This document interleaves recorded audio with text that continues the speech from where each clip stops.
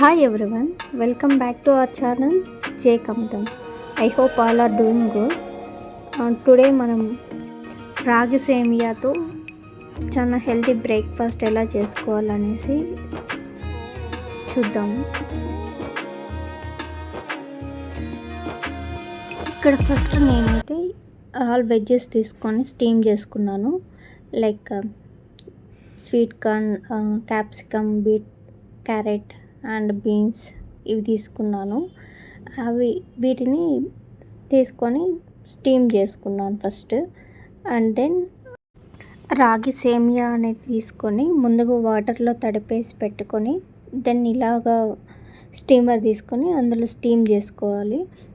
మనం ఇలా స్టీమర్లో ఇలాగా తీసుకొని చేయొచ్చు. ఇలా లేని వాళ్ళు ఏం చేయొచ్చు అంటే ఇడ్లీ పాత్ర ఉంటుంది కదా అండి, ఇడ్లీ పాత్రలో కానీ చేసుకోవచ్చు.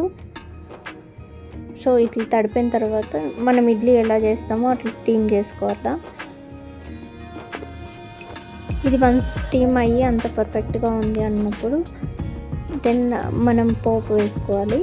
ఇందులోకి వచ్చేసి మెయిన్గా పచ్చిమిర్చి అండ్ కరివేపాకు, కొత్తిమీర అండ్ ఎండుమిర్చి తీసుకున్నాను.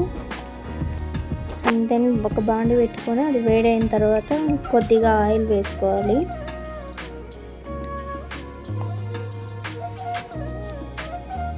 ఆయిల్ వేడైన తర్వాత దెన్ సాసవులు ఇంకా పప్పు దినుసులు వేసుకోవచ్చు.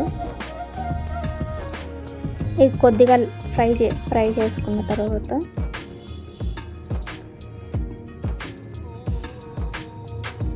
దెన్ కరివేపాకు, అది కొంచెం ఫ్రై అయిన తర్వాత పచ్చిమిర్చి, ఎండుమిర్చి వేస్తాము.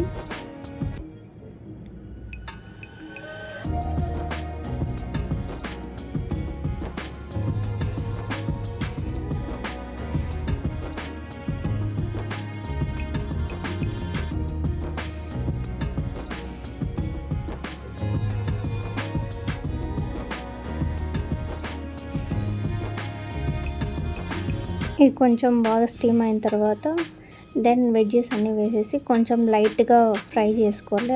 అందులో ఉండే వాటర్ కొంచెం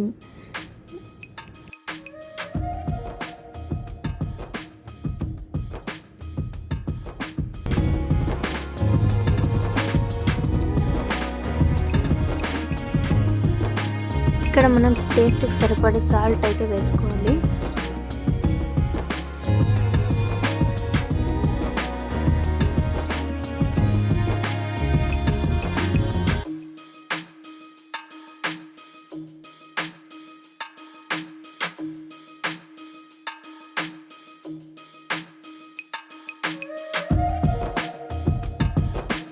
ఇక ఇలాగ లైట్గా ఫ్రై అయిన తర్వాత కొత్తిమీర ఉంటుంది కదండి, అది కానీ కొంచెం వేసేసి మళ్ళీ ఒకసారి ఫ్రై చేసుకోవాలి.